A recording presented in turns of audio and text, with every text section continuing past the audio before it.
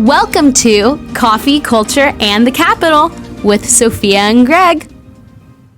Hello, everyone, and welcome back. It has been busy at the Capitol. This is, I think, Greg, you said it on a call we were on the other day, the busiest time of the year at the Capitol. There's deadlines coming up on bills. Lots of bills are going on. So we have a lot to talk about today. But before we dive into the crazy, Greg, what do you have to drink today? Well, I'm sorry. I know we have coffee in the name of our podcast, but I'm not drinking coffee because I've already drank my coffee today, 2 cups. I'm having Hint, which is my new favorite drink. Today we have watermelon. It's just a hint of watermelon flavor, and there's no sugar or artificial flavors well, I'm not sure if there's artificial flavors. I doubt anyway, it tastes like watermelon, but no sugar. What about you? I just have a black coffee today, and I have it in my It Is Well With My Soul mug. It is a great reminder when we're dealing with stuff at the Capitol that it is well with my soul. That's a good reminder. Yes. Even though the crazy world out there, the crazy Capitol, things are well with our soul, and that's the most important, right? Absolutely. And that's an important reminder for all the things we're about to talk about today. There is quite a few different things. Stay on till the end because Greg's going to give a little rundown about what's happening next week at the Capitol so you can stay up to date with all of that. But if you notice, the title of this podcast has to do with women kind of being under attack at the Capitol. And we saw that in multiple ways the past 2 weeks. Starting off, we're going to get into legislators thinking men can get pregnant. We're going to get into legislators, some defending women's sports, some saying that men should be in women's sports. We're going to get into all that mess. But first is SB 1219. And this has to do with sex trafficking and that it's just significantly increased here in California. SB 1219 is by Senator Sayarto. It was a great bill. It was a bill that California Family Council was supporting. That bill had a hearing this week. Greg, can you give maybe a little better explanation of what SB 1219 was created to do and then how that hearing ended up going? Right.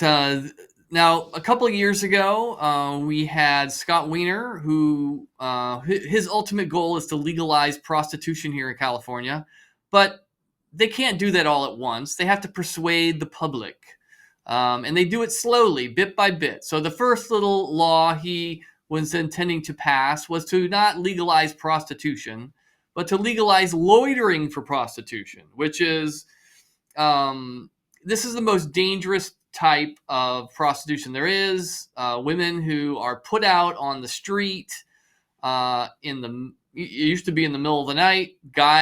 Random guys are lining up around the block to purchase them for a few moments of sex. And then they go back. They could do this up to 20 times a night. It's horrific. And police sometimes feel helpless in stopping it because to prove it, you have to actually hear a solicitation. But there was this law out there called loitering for prostitution. If you were out on the street, half naked, talking to men driving up, talking to them in cars, then getting in the car, and then doing it over and over, everybody knows what's happening, right? You're selling yourself, right? And so police could give tickets. They could arrest the women, separate them from their pimps who are watching them on the street, provide an out so they could do an investigation, find out if they're out there, against their will. It was a tool police used to start trafficking investigations to help put together cases against these guys who are selling these women. And that Senator Wiener didn't like that bill. He said, "Oh, you're judging these women based on what they look like, and you don't know what they're doing. They could just be out for a stroll, and you're just judging them based on the clothes they're wearing."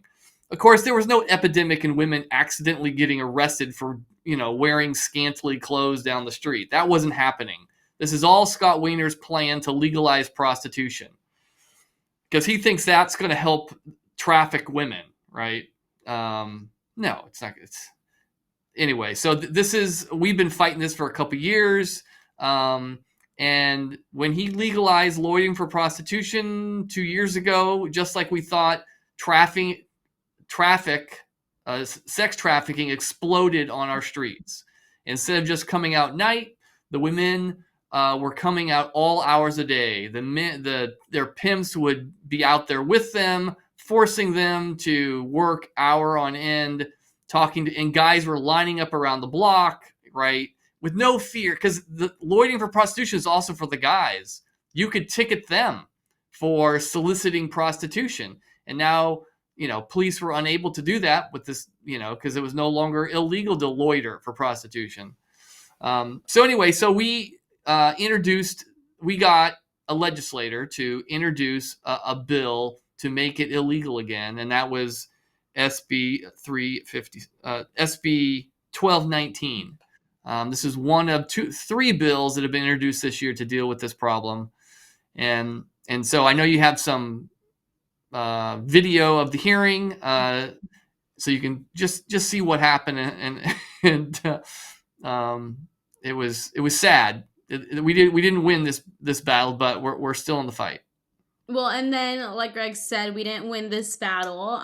So how that kind of went down, you can see the video clip. The full hearing is on our YouTube page, California Family Council. Was Senator Sayartho, who is the author of the bill, was actually also on the committee.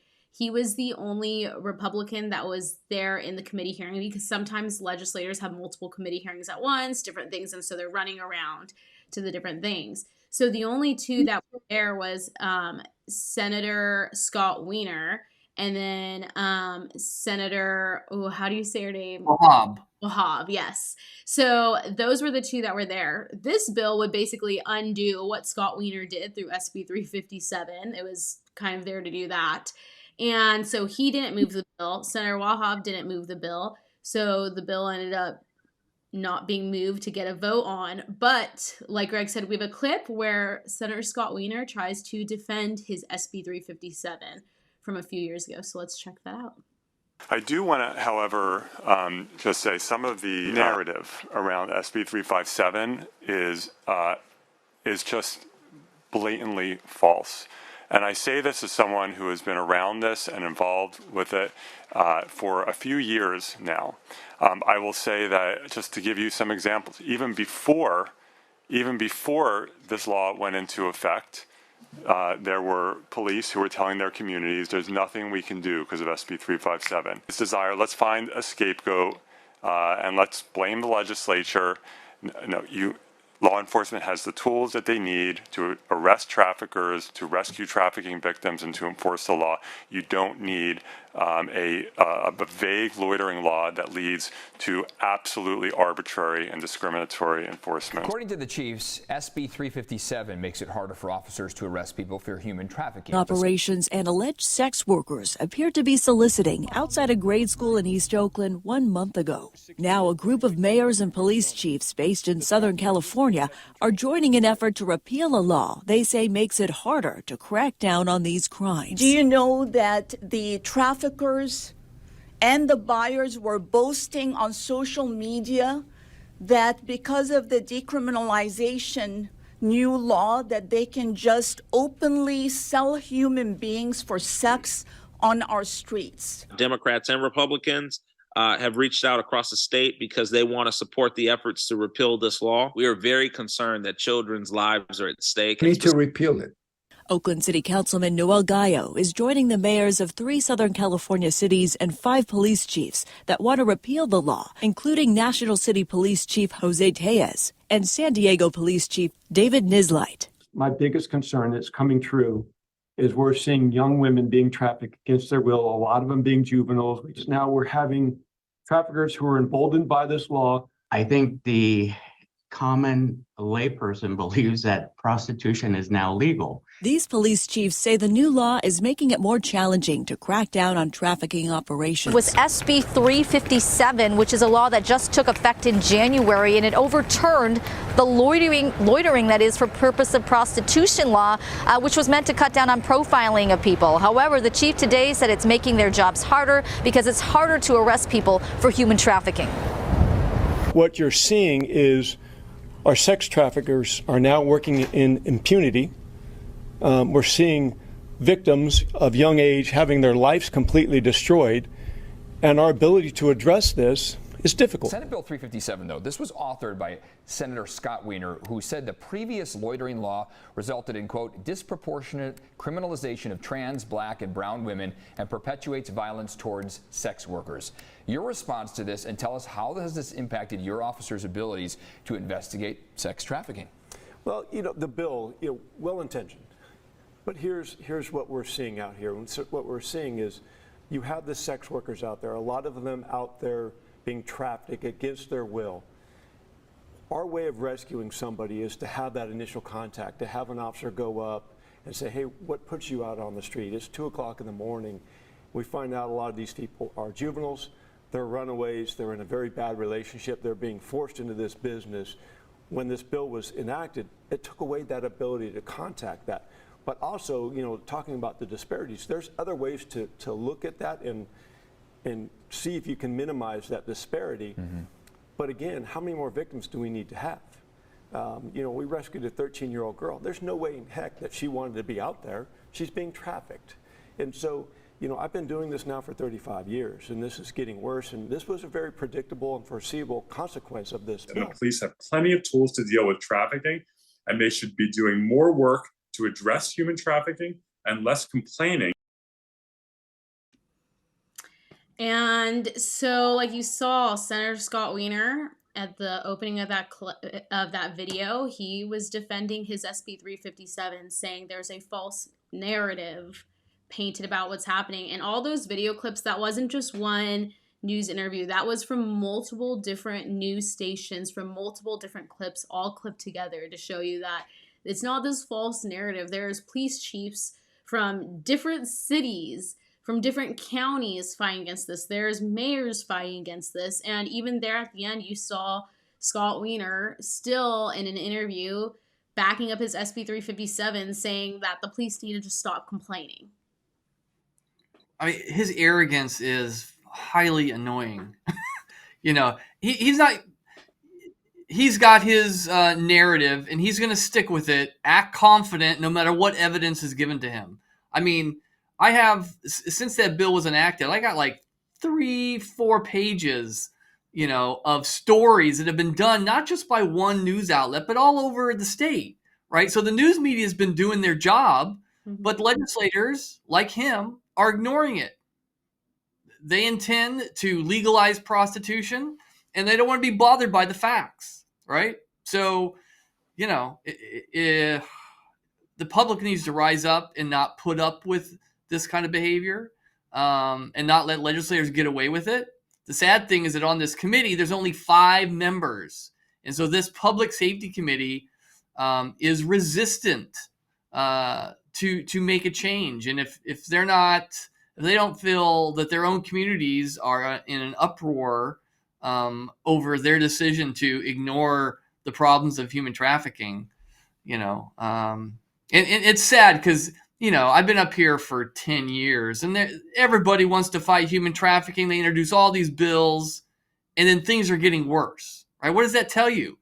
It means that the bills they're passing are ineffective. And then they repeal laws that do harm, and and then they continue to defend them. So, come on, folks, can't give up on this. These kids, human trafficking is one of the most horrific crimes imaginable, and it's attacking the most vulnerable. We got to keep speaking up and not letting this happen. Absolutely. And there are some good human trafficking bills that we are supporting. So you can check out our watch list, and we'll keep you guys all updated on what to support and what to oppose. But Right. with that, another way that women were under attack. So we saw women under attack in that aspect of the fact that this is mostly affecting, like we saw in some of those news clips that were played, young girls that are being sex trafficked. And so they're not being protected through the SB 357 and by the Senate Public Safety Committee killing SB 1219 this week. Another way that we are seeing women under attack was this week. There was AB 2319, which is authored by Assemblymember Lori Wilson. A co-author is Assemblymember Weber. Our Attorney General Rob Bonta is sponsoring the bill. And when they introduced this bill, they did a big old press conference, and the whole idea behind this bill is going to help us decrease Black maternal mortality rates. Okay, that sounds great. Who would be against that? No one's against that. So let's look at what the language actually says. First of all, it dove into this whole idea that Black maternal mortality rates have increased simply due to implicit bias. That's not factually correct based off of studies. But second of all, the main thing that this bill does to attack women is it says they're trying to focus on how to force implicit bias training on these healthcare providers. And one of them is going to be talking about transgenders and non-binary people giving birth and birthing people. So let's get one thing straight. There's not birthing people. Only women can give birth. If you can give birth, you are a female. If you want to say, you can say whatever you are. You can say, oh, I'm a transgender man, if that's what you truly think in your head.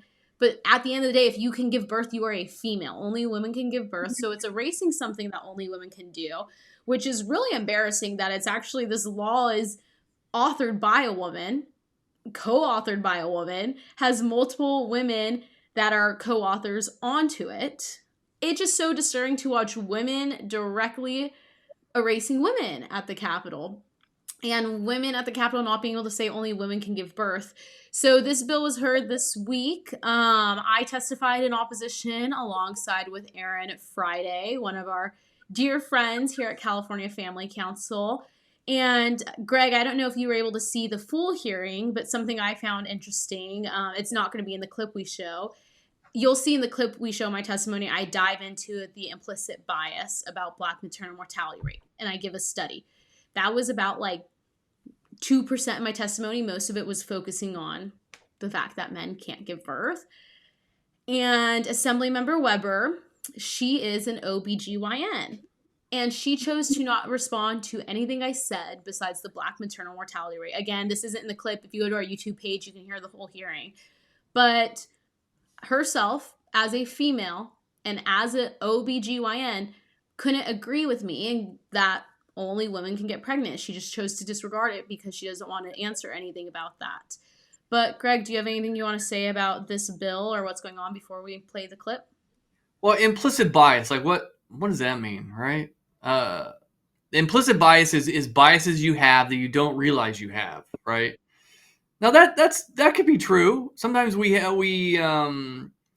should always be aware of our implicit biases on issues. But what they're saying is that if you believe that only women give birth, that is evidence of bias, and you need to be retrained, right, to think differently.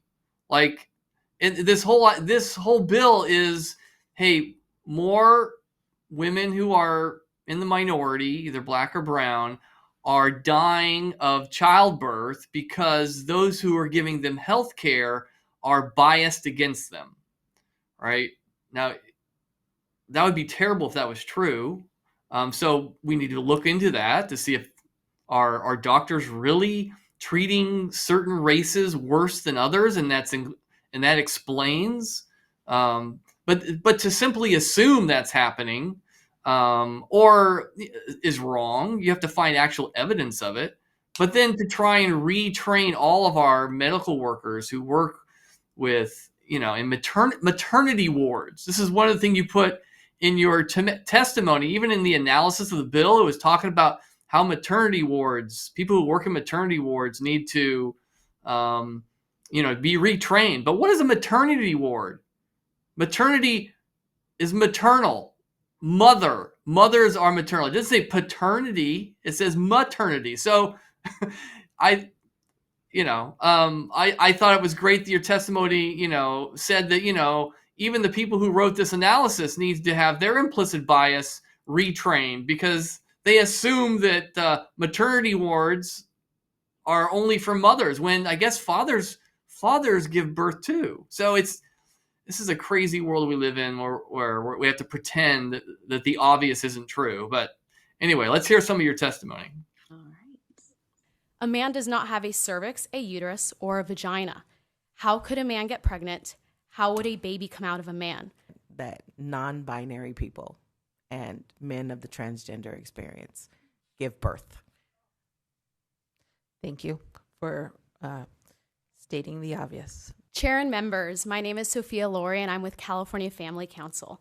According to this committee bill's analysis, AB 2319 seeks to reduce the effects of implicit bias in pregnancy, childbirth, and postnatal care, and that the legislature recognizes all birthing people, including non-binary persons and persons of transgender experience. Yet, how is it implicit bias to believe only women can give birth? The biological, scientific truth is only women can give birth. During childbirth, the cervix expands so the baby can travel from the uterus through the vagina. A man does not have a cervix, a uterus, or a vagina. How could a man get pregnant? How would a baby come out of a man? The bill analysis accidentally acknowledged this in a section titled Maternal and Infant Health Outcomes in California. It doesn't say paternal health, but maternal health. Sounds like your committee staff knows only women can give birth. Does your staff need implicit bias training too? Women are not birthing people, as this bill states, and we must stop using belittling language to erase the reality of things only women can do. Lastly, the AB 2319 fact sheet discusses how implicit bias is causing an increase in the Black maternal mortality rate. I believe we all want to see the Black maternal mortality rate decrease, but we must unite in a search for the real causes. A 2019 Harvard study found that over the past decade, implicit bias based on race has decreased by 17%, and explicit bias has decreased by 37%. If this implicit racial bias reported in the Harvard study were the sole cause of maternal mortality, we would expect pregnancy-related mortality in the Black community to decrease. That is not what is observed nationally. It is time to look deeper at the factors that may be unique or overrepresented in Black communities to discover the sources of the disparities. This bill needs to explore other reasons besides implicit bias to explain Black maternal mortality rates, and it is not implicit bias to know that men cannot get pregnant. It is a fact. For these reasons, I urge a no vote on AB 2319. Thank you. That non-binary people and men of the transgender experience give birth. Thank you for stating the obvious. So I just want to note, when at the end you see Assemblywoman Mia Bonta saying thank you for stating the obvious, she's not talking to me.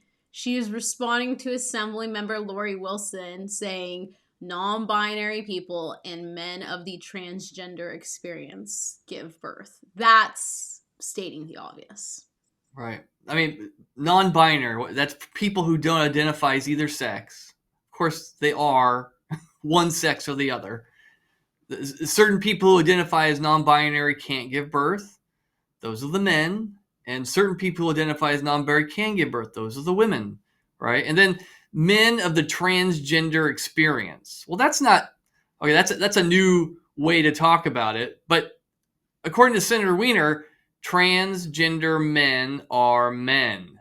Transgender women are women. And all the laws and this bill is going to make healthcare workers treat people who say they are women as though they are women, and people who say they are men to treat them as they are men, even if they are women. So you're going to make all these healthcare workers lie about science and what's obvious. It's just going to, what a headache. What a headache these medical professionals will have to deal with. I mean, what's going to happen when you have someone who is a male that thinks they are a female, is upset that they can't get pregnant, but they can't get pregnant because they're a male, but they think they're a female, and now they want to go through fertility care, and then the doctor has to be like, yeah, let's go through these steps because you think you're a female. Like, it's just so illogical to try to even like wrap your mind. Like, even everything you said right now, Greg, like, I'm trying to keep track of like, what does that mean? What is that? Like, it's so illogical. It doesn't make sense. It's so upside down. And this bill, if passed into law, these healthcare professionals will have to go through this implicit bias training. And if a healthcare professional or a hospital is like, we don't want to teach these doctors that anyone can give birth because it's just completely illogical, it's not scientific based, it's not biologically true, all this stuff. First fine, $75,000. Next fine, $125,000. So take this implicit bias training and be told that anyone can give birth, or you owe $75,000. Absolute insanity. This is when civil disobedience needs to come into effect. When the government mandates you believe something you know not to be true, to do something you know isn't true, then they're asking you to do something that is wrong. And you have an obligation before God to not listen to a government that seeks to make you lie, right? You have an obligation to God above government. I mean, God wants us to obey our government and submit to our government right up to the point where the government tells us to do something we know to be wrong, right? We are not to be simply passive. Okay, well, it's the government. What else can I do? No, you are obligated to disobey the government. You are obligated to disobey the government. I mean, it's hard to tell, you don't want to tell your kids, hey, don't listen to the government. Well, it depends on what the government is telling you to do. And so that's what's going to stop this craziness, is that you have to resist, right? Yeah. Compliance is passive compliance with laws like this are what enable government leaders to be a tyrant, right? And folks, I hate to say it, but our government is becoming tyrannical. That's the times we live in. So. Absolutely, 100% right on that. And I do think if we see this bill pass into law, hopefully we'll see California doctors that don't agree with it stand up against it and take it to the courts. But with that, we also saw an attack on women when it came to women's sports. Luckily, we actually saw legislators, some of them, stand up and also defend women's sports, which was great. This went down because I'm sure many of you have already seen all over social media and all over the news the whole thing about Transgender Day of Visibility being on Easter Sunday. So that wasn't just a national thing that Biden did. That was also here in California, the Senate did a Senate resolution acknowledging March 31st, which was Easter Sunday, as Trans Day of Visibility. So during that Senate resolution hearing, we actually saw something we don't often see, and that was the Republicans standing up and speaking out against the attack on women through this resolution. And it came to the women's sports. There was a line in the resolution that had to do with sports and the issue of sports and recognizing trans in sports. And I guess let's first watch what Scott Wiener had to say, so that way we can end with the good video instead. But this is what Scott Wiener had to say about people responding and saying that this resolution, they won't vote yes because of the attack on women's sports. There was one famous situation, a swimmer from Kentucky who complained that a trans woman tied her, and because of a tiebreaker came in ahead of her. What she neglects to mention is that they tied for 6th place because 5 cisgender women finished ahead of the trans woman who was swimming, and that became a cause célèbre as some sort of argument against trans participation in sports. There are these kids in general, and particularly trans kids, they just want to live their lives. They just want to live their lives. Well, girls just want to be able to play their sports. So let's get that straight. Second of all, no one is saying, I guess the best way to say this is, here at CFC and myself personally, we do not believe in this trans ideology. We believe that a male is a male and a female is a female, and we're not going to waver on those beliefs. I also do believe there are people that are genuinely confused, and in their minds, they're choosing to think they can change their genders. They can't, but I do think there are some people that are genuinely thinking they can do that and are confused.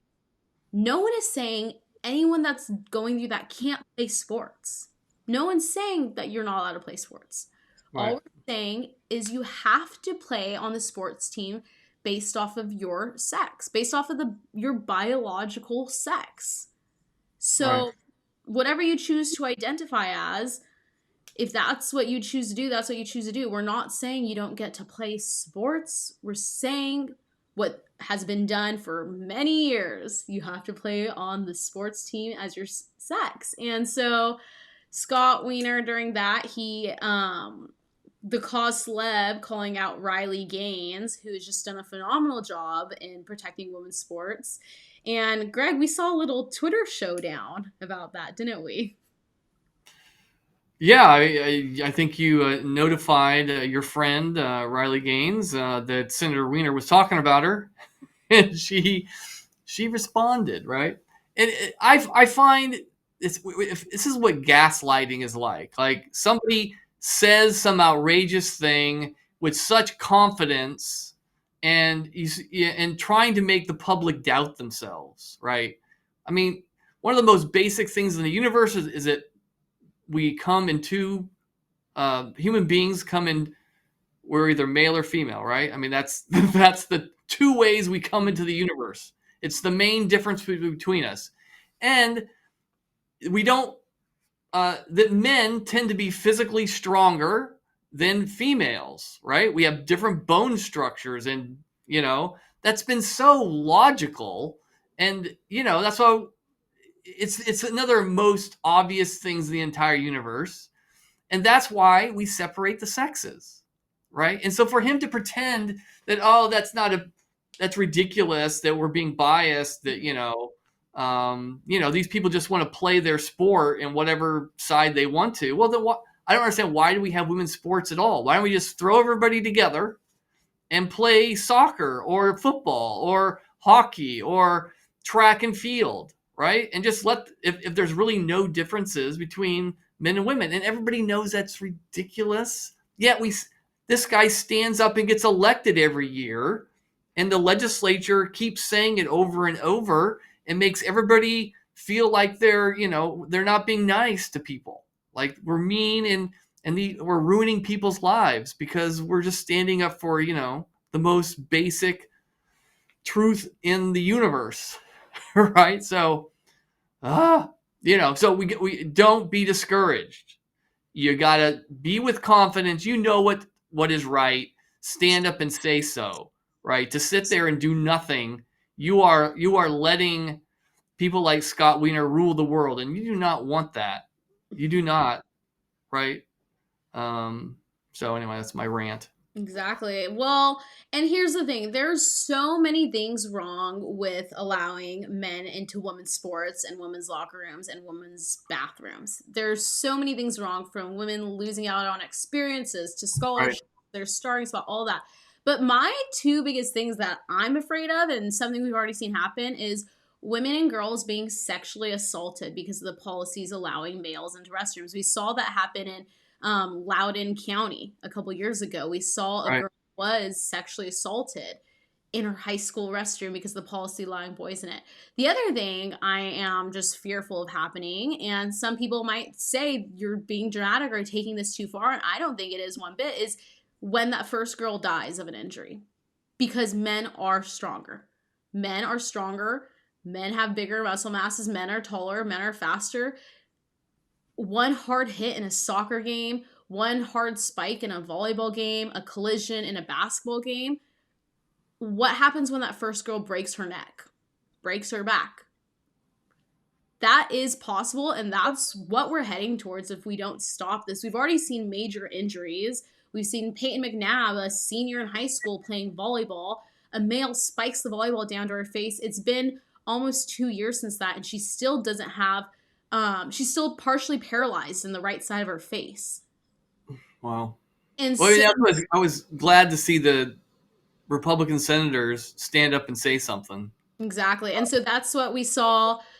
We saw Senator Brian Jones, Senator Sayartho, and Senator Shannon Grove. They all stood up and said something. So I want to play Brian Jones's clip of what he had to say because it was pretty good. The challenge I have is I have 3 children. I have 2 boys and a girl. My girl is in the middle. All 3 of them have played collegiate level volleyball. My boys are 6'4". My daughter is 5'4". Most female college volleyball players are 6 foot tall or taller. Most male college volleyball players are 6'7" or taller. And when we are seeing the impacts on female sports around this country, both at the high school level and the college level, the brief reference to sports in the resolution is what is causing me to vote no today, and appreciate the ability to be able to share those sentiments today. But I think we've got to come to a place where we're protecting women in women's sports and allow women to accomplish every dream that they have set out since they were little girls to compete at those levels and be able to win and win the prize that they've worked for. Thank you very much. Yeah, that was, I mean, it was encouraging to see 3 people stand up on the Senate floor and really stand for the protection of women's sports.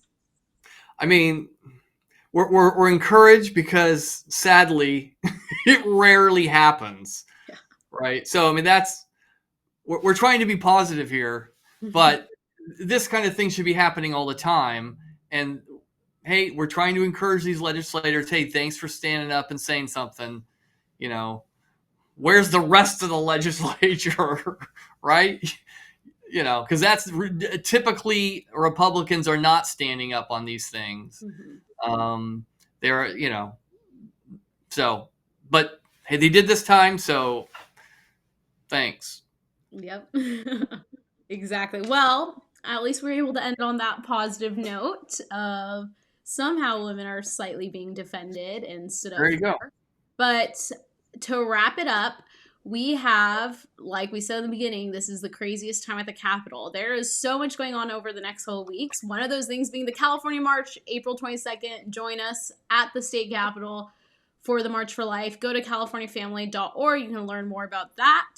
But the other thing is just lots of bills. So, Greg, to wrap up here, what is going on next week at the Capitol? All right. Well, I'm going to just fast go through half a dozen bills really fast. Right now, we have a deadline coming up. It's on April 26th. Most bills, if they're going to make it out of the policy committee on one side, they've got to make it out of these policy committees by the 26th. So everything's over the next 2 weeks is going to be having a hearing. So there are so many bills that we can hardly keep track of them. We'll be speaking out, testifying against some of them, testifying for them. But just next week, I'm just going to give you a quick overview. There is AB 2442.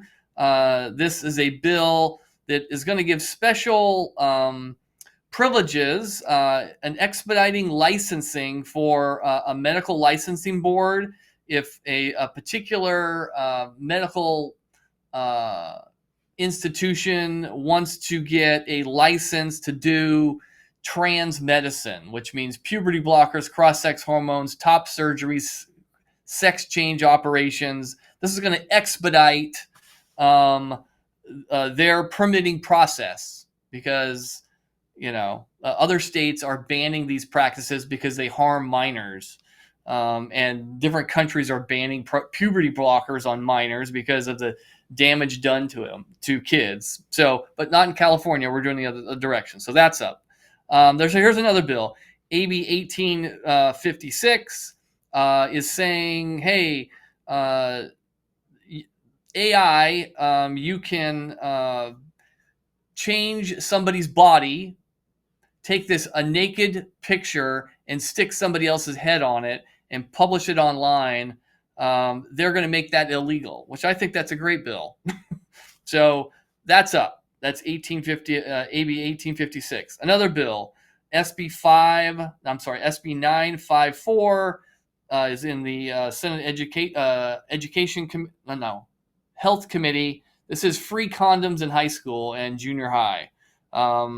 There's an STI, sexually transmitted diseases epidemic, especially with syphilis, and their solution is to give free condoms to high schoolers and junior hires, even though condoms don't work on that particular disease. They work, if you wear them, they work on some other sexually transmitted diseases, but that's only if you use them. All right, and so this is a failed approach that they've been using for years, and now we have a sexually transmitted disease epidemic. So that's up next week. Another bill, SB 894. This bill actually makes it a crime for a pastor to have sex with a subordinate.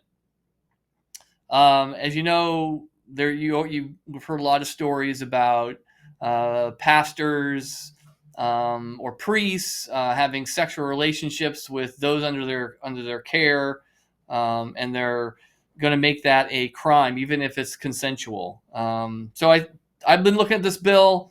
So far, I support it. There's no way pastors should be having sex with their secretaries anyway, right? All right, another bill, SB 1128, is a bill that sex with minors, any sex with minors, you get on the sex registry. Over the years, there's at one point they put out a bill that said, you only have to get on the sex registry if you're 10 years older than the minor, which is a crazy idea that a 24-year-old could have sex with a 14-year-old and he wouldn't be put on a sex registry. So that's a bill to deal with that situation. So that's a good bill. SB 1283 deals with smartphones and social media at schools, enabling schools to limit the use of kids using smartphones and social media on school campuses. There's a lot of bills related to that. A lot of stuff on social media, people finally recognizing its harm on kids. So that's an interesting bill. We'll see what happens with that one. There's another bill regarding public libraries, AB 1825. There's been a lot of parents around this state and around the country trying to get pornography out of schools. And this bill is going to limit that. It's going to say, at least as far as we can tell, it's only dealing with county libraries, not school libraries, but it more or less says, you can't limit the age of those who see content in a library, and you can't limit the sexual content of books found in the library. Now, they have some exemption for things the Supreme Court say are obscene, but that's the worst of the worst stuff, like child pornography. So we're watching that bill very carefully. We're really concerned about it. My concern is that they're going to allow, actual pornographic magazines into your library, and there's nothing and you're not going to be able to stop it. Your libraries are going to turn into your local adult bookstores, all under the name of freedom. So those are just some of the bills up next week, just to give you an idea. And then the week after, there's going to be more. So, and it might seem overwhelming how many bills there are and what's going on. So at any point, you can visit CaliforniaFamily.org. You will see we have our bill watch list. That's where we have all the bills that we're watching. It's probably I think it's just the easiest thing to navigate. It puts it so clearly. You can see if we support or oppose the bill. You can see we have our little 1-2 sentencer about what the bill is. Go through our blog page at CaliforniaFamily.org. A lot of these bills we have stories written about. Follow us on Instagram. On Instagram, a lot of times the day before, the week before, we're posting who to call and whether you want them to support or oppose the bill. And so We want to make this as easy as possible for you guys to understand what's going on and to also be able to call and use your voice. So with that, keep up to date with CaliforniaFamily.org. Sign up for our newsletter there. We send out a weekly email with a bunch of information, and just share the podcast with people. But with that, we will see you all next time.